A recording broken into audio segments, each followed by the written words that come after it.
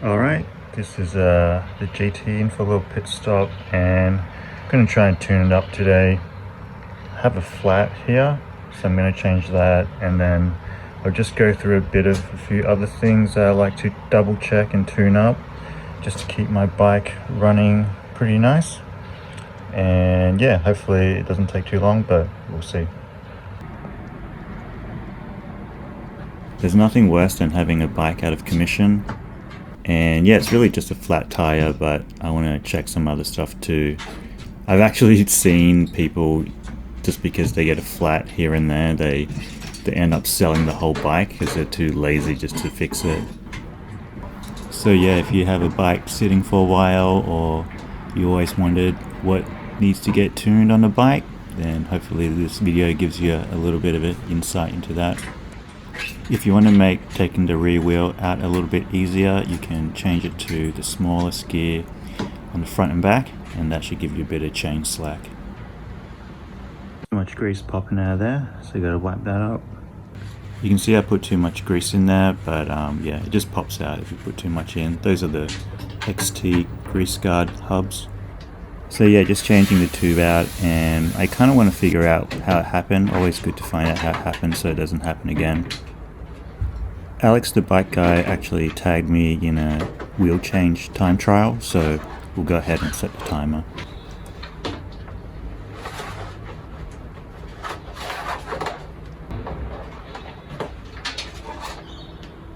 Alright, so I got the tube out, and everything looks pretty good except for this little gap here. Maybe it's separating, so it doesn't seem like it's losing air at the moment, but I'm gonna pump it up and see what happens.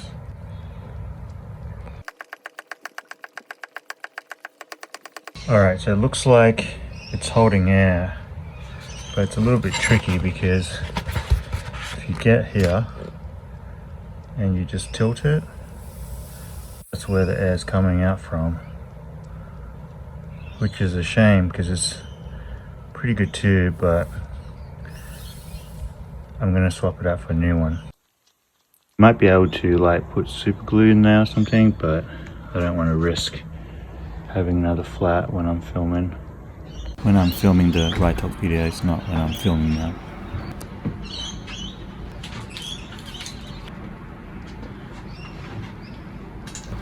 I usually give it a little bit of air just to make sure it doesn't pinch when you put it in. And when you put it in, kind of just want to ease it in there and make sure you start from the valve and then go all the way around, making sure you're not pinching the tube. And then after you do that, you just massage it all the way around, and then usually 99% of the time it should be sweet. And here you can see I just pushed it on with my thumb. Just wanted to show you can actually do all this stuff without a lever. If you're like, yeah, if you really need to, but the lever does make it a bit easier. Shout out Boot Bike for the Pedro levers. Alright, you might run into an issue where your valve isn't straight. What you have to do is just take some of the air out and just slide it over, and that should straighten it up. I definitely don't want to get roasted for not having a straight valve. Alright, there we go. Straighten as an arrow. And you might wonder about these things. I don't normally worry about the washer because it depends on your rim. You can see this rim, it has a little bit of bevel on it. I don't want to scratch it up. And then the valve cap, I usually don't use them, but this time I just chuck it on. Sometimes it stops debris and stuff from getting into the valve. There you go. So yeah, I ended up stopping the timer about now, and I think it was like 34 to 45 minutes. You can see I didn't follow my own advice and change it to a smaller cog, so I had to put the chain back on the cog that I thought it was on.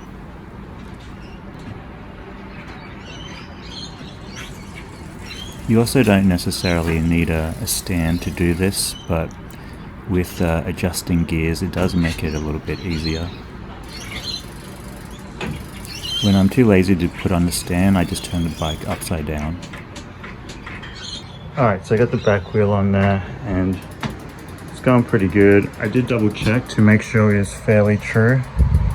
And it is fairly true. If your wheel isn't true, you might want to give it a few turns on the spokes there. But one thing that you might notice is that when I squeeze this, it's a little too much pull than what I want. So I'm gonna try to fix that. And another thing that might happen to you is when you put your wheel back in, you might have like knocked these brakes, the little brake shoes, and they might not be aligned. So you might have to realign those two. You can see mine are pretty decent. You can see it's falling off the bottom a little bit. So I'll do a quick adjustment on that while I adjust the lever pull. And in the lever pull, I mean, it's just, it takes too much pull before the brakes clamp on the rim. So I just want to adjust it so it's about here. And what you can do is you can either unwind this a little bit, like a few turns like that, and you'll see it'll be shorter. But I kind of don't like it when it sticks out like that, or if it sticks out too much, I'm not really a fan of it. So what I'm going to do is wind this back in and then just readjust the brake cable a little bit to be a little bit tighter. And I'm going to do that and then adjust the pads at the same time. If you want to do it this way like a normal person, make sure you wind this second washer here so it's flat against this edge here. That way it won't turn when you're pulling it. But yeah, I'm going to redo it.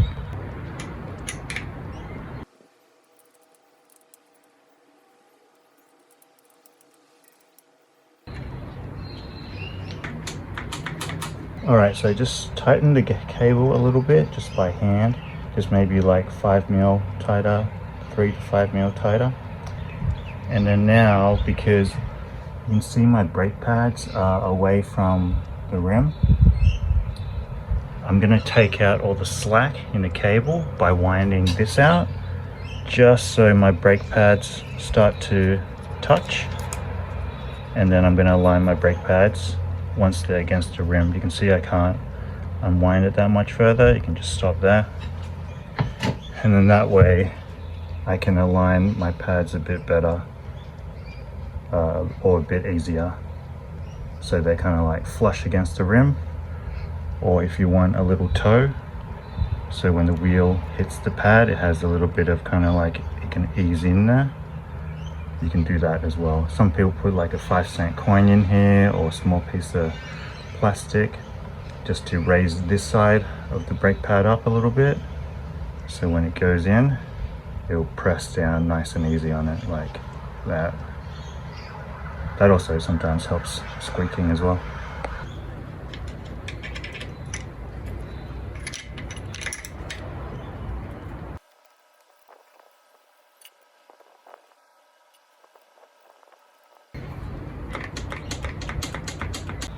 Alright, so that's done. Also, you want to make sure it clears the tire. But you can see that once I pull down, it's going to change the angle a little bit. So yeah, that's perfect. You can also check that the same gap from this side on this side is about the same. Mine is about the same, so I'm just going to leave it. But if it's not the same, what you can do is there's usually a screw on the side here that if you wind it in clockwise, it will put more pressure on the spring. And what it should do is it should pull this one out, and on the other side it'll pull the other one that way. Usually you just need a few different turns, but if it's not working, you might have to loosen one side first before you tighten the other. Alright, next thing I'm going to do is just, I remember when I was riding on the big gear, it would make a little bit of noise. So I'm just going to check my gear shifting. I'm going to put this chain in the middle gear, and then I'm going to cycle through the rear to make sure it's pretty much right. And then I'm going to go on the biggest cog and then the smallest cog here to make sure that it's not scraping.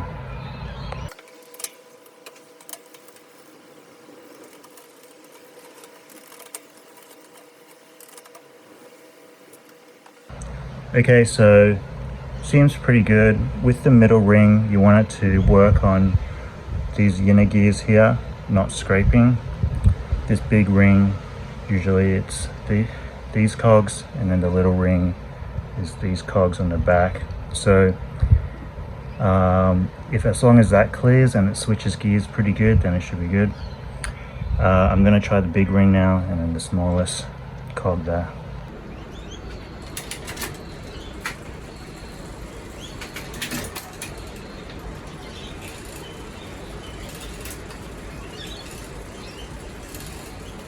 Alright, you can see that it's actually scraping right there. Right there. So that can be quite annoying when you're riding, and we're going to fix that. And there's basically two ways to fix it, or there's one way to fix it really, but there's a few adjustments you might need to make. So the first one is we're going to pull on the shifter as far as you can to see if it clears this chain, and then if it doesn't, then we might have to adjust the limit screw to make sure that it can pull out a bit more, because it might be a case of where this derailleur can't go out far enough because I've limited the space they can go out. But yeah, we'll see how we go. So what I'm going to do is I'm just going to push on this like that.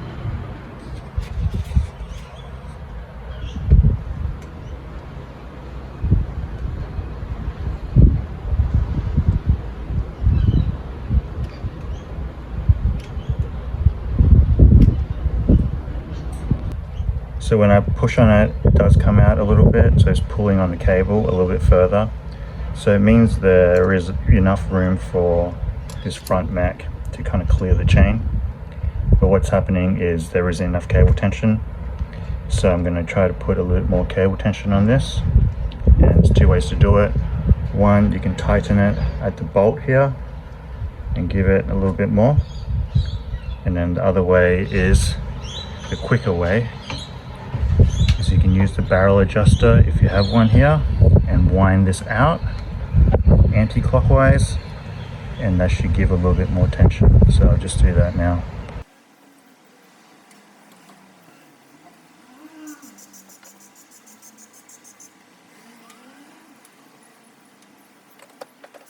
So there we go. That basically fixed it. I don't know if you can see it right there. So yeah, that's basically enough. So I won't have to mess around with it anymore. If it still doesn't work for you, what you might need to do is unscrew the limit screw to give you a bit more adjustment so it pulls out a bit more. You can just try it by hand to see how far it pushes out, and then you got to redo the cable.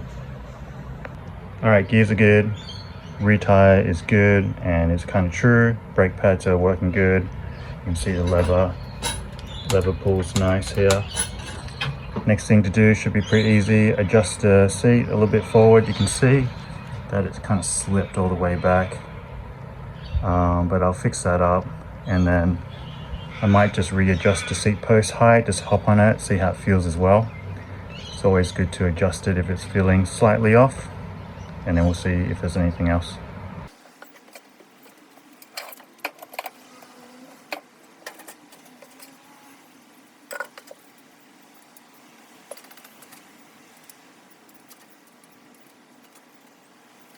So yeah, good height for the seat posts. What I use is when you sit on it, have your legs straight and the heel on the pedal.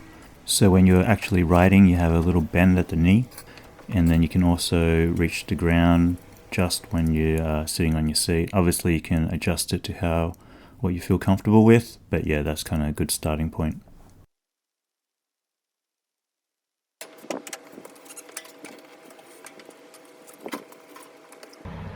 Alright, seat ended up feeling pretty good. I just put it forward. The height was good. I was just on my tippy toes and I had my heels straight on the pedal, so it felt pretty good. I think it's pretty much perfect. I wouldn't want it any higher.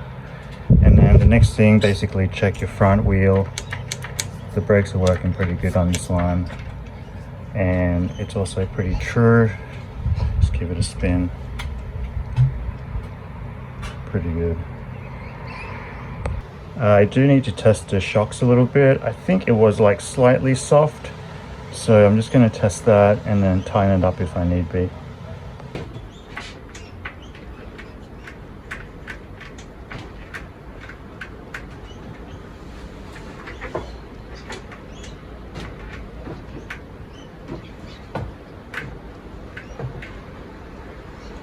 So yeah, obviously you can adjust it on how you want it. I had it a bit too soft, so I kind of want to stiffen it up a little bit. Still take the bumps off here and there, but I didn't want it kind of like sinking in too much, that feeling.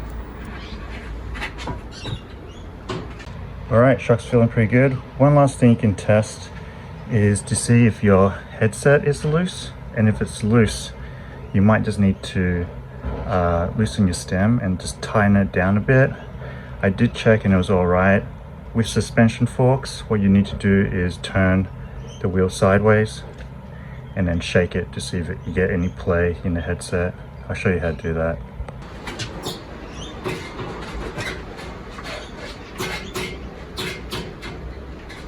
What you want to do is turn the wheel to the side, hold the front brake and then give it a shake backwards and forwards. It's a little bit harder with shocks, of course, but you can also keep an eye on it just to make sure you don't see any movement. Over time, you'll get a feel for it.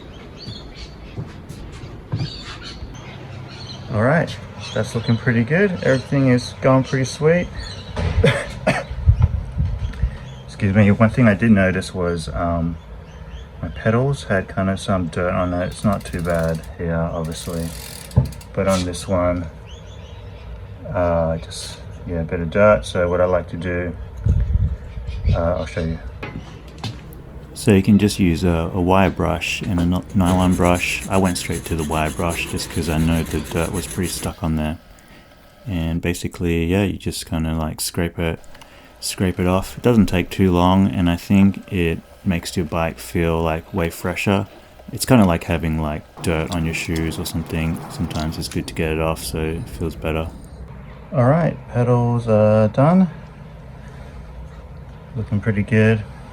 And last thing I like to do is just wipe it down with a I don't know what this is called, microfiber towel, something like that. Picks up all the dust. So I'm just going to give it a quick wipe down, and that should basically do it. You can also use some type of protector for your frame. Some people use wax or silicone spray, stuff like that, but I'm just using a cloth. So yeah, the bike is super fresh now, and this is what we checked off. We fixed the flat and made sure both wheels are true. We made sure the brakes were working, both the brake pads were aligned on the rim, they were centered, and also the lever pull. We also checked the seat post and the saddle to make sure they're in the right position. And we checked the headset to make sure it wasn't loose. We checked the front fork to make sure the suspension was going good. And the last thing we did was clean up the pedals, make sure that was feeling nice, and gave it a quick clean. One thing I didn't mention is if your chain is feeling a bit dry, you can lube it up a bit, make it run a little bit smoother. But yeah, that's basically it. Hope you guys liked the video. If you have any tips, let me know. I always like tips. And yeah, thanks for watching, and I'll catch you in the next one. Peace.